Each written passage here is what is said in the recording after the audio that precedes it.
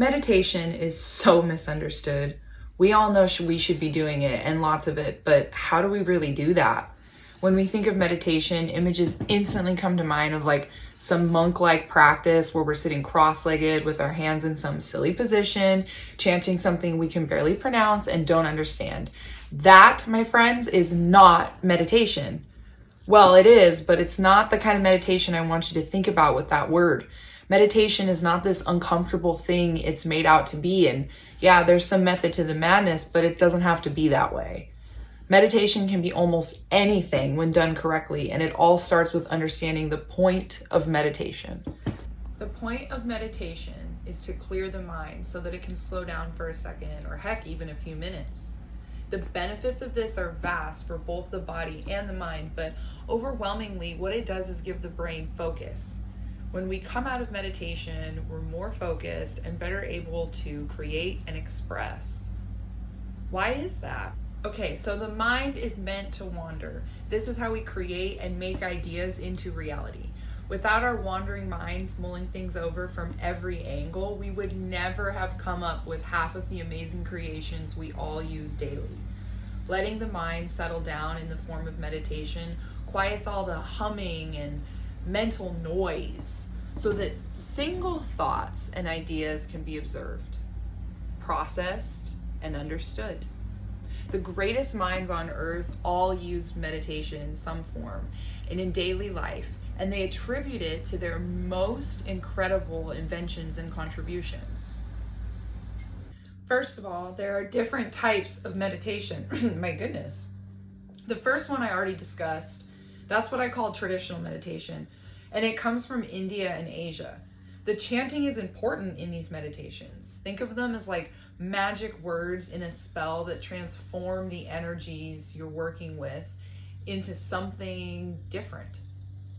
These magic words have much deeper meaning than just a straight English translation, first of all, and are meant to be pondered on while meditating, like a parable or a lesson for second.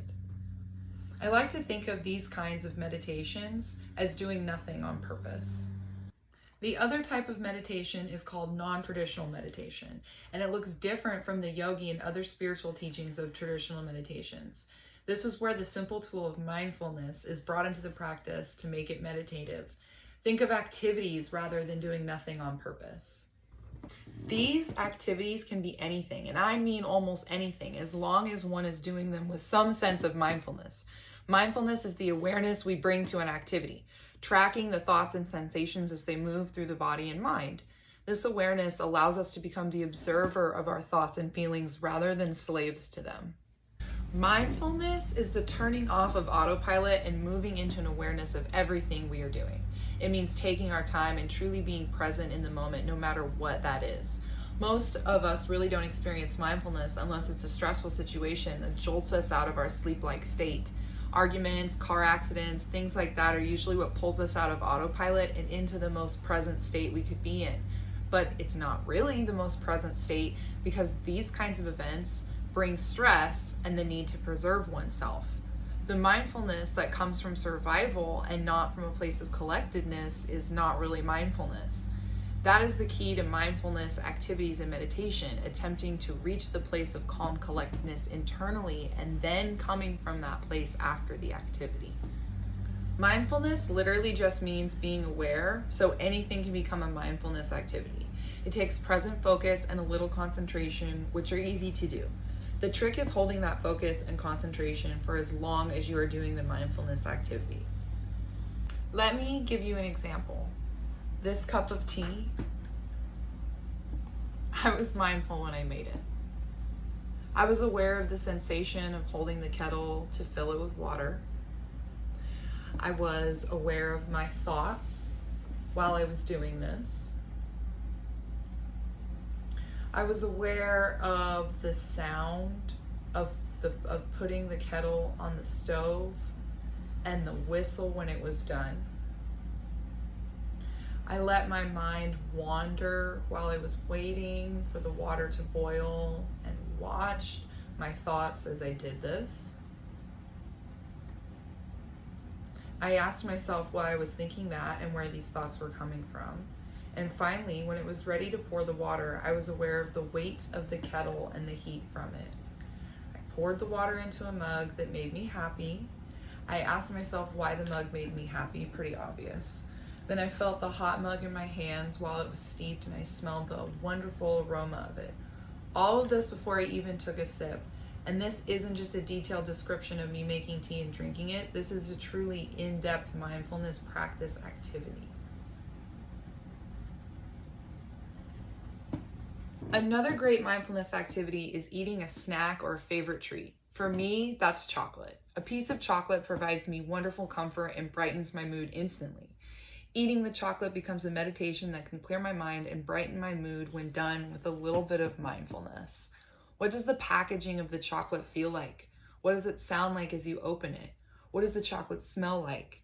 What thoughts and sensations are coming to you while interacting with the chocolate? What does the chocolate taste like? How does it feel in your mouth? What memories are attached to the chocolate? All these are mindfulness questions and where to put your energy when you are doing a mindfulness or meditative activity. But this video isn't all about mindfulness. It's about how to meditate. And meditation is much easier than it appears to be. So let's get into the how-to of meditation. Traditional meditation requires you to first set your intention. What are you meditating on or about? Then get into a comfortable position in a calm space. This comfy position could be sitting or laying down, but sitting up makes sure you won't fall asleep. But you can be sitting on the floor, your bed, a couch, or a chair, wherever you are most comfortable. Take 3 to 5 deep cleansing and healing breaths to get into the right mind state. And shake off anything from the day or moment you need to by gently wiggling and shaking out your body. Gentle shakes should do it. You don't have to go too hard with this.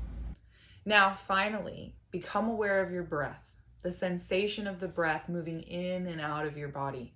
What does that breath feel like moving in and out of your lungs, your body, your nose, and your mouth?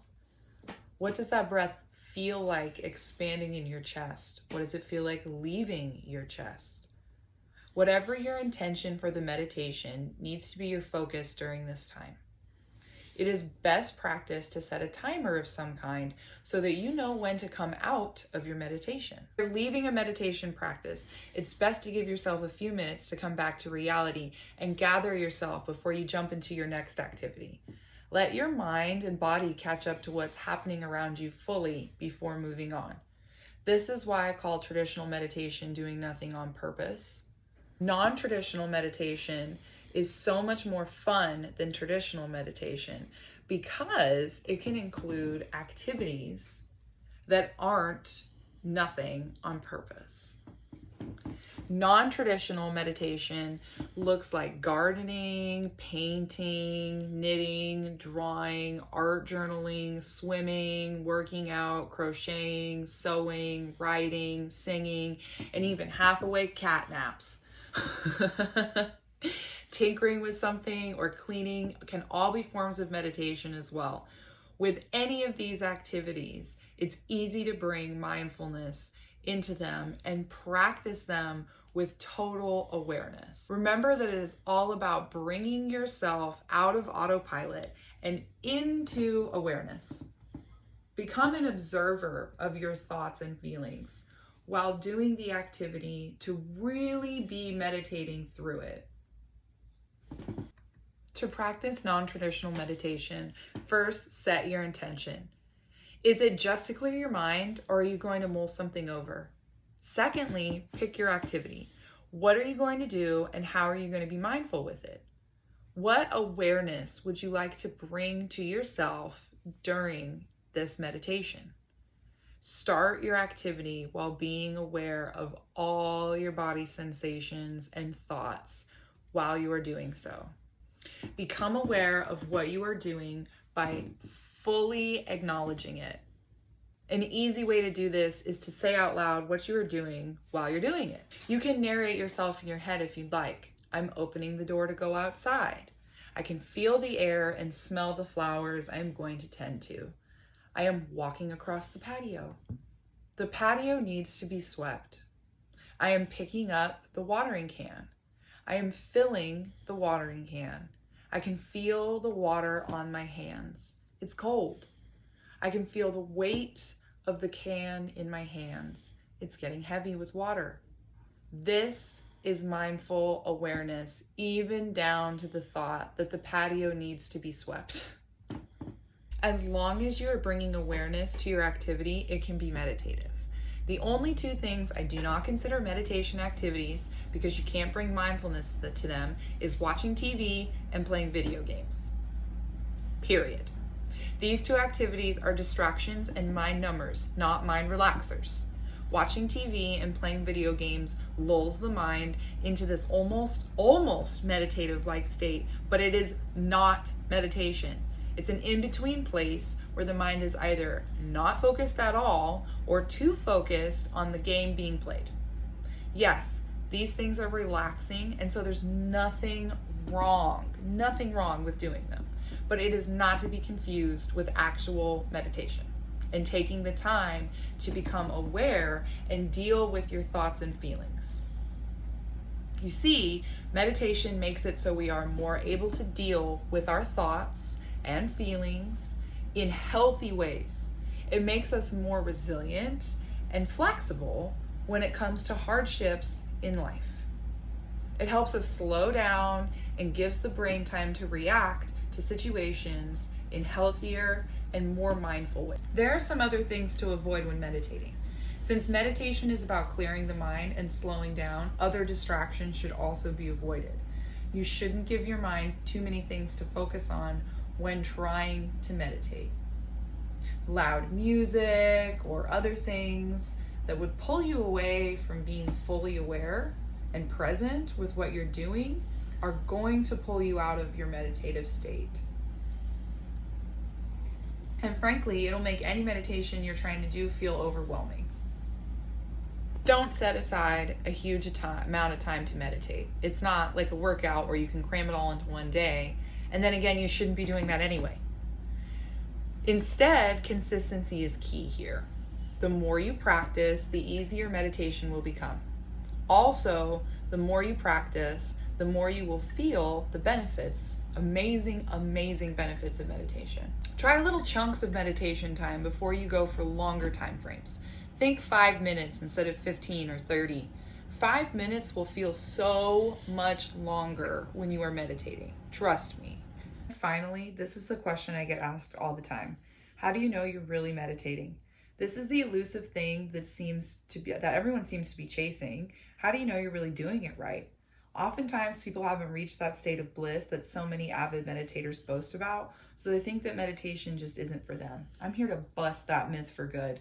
The best and simplest way to tell if you're meditating is the sensation that comes over you when you're in a deep meditative state.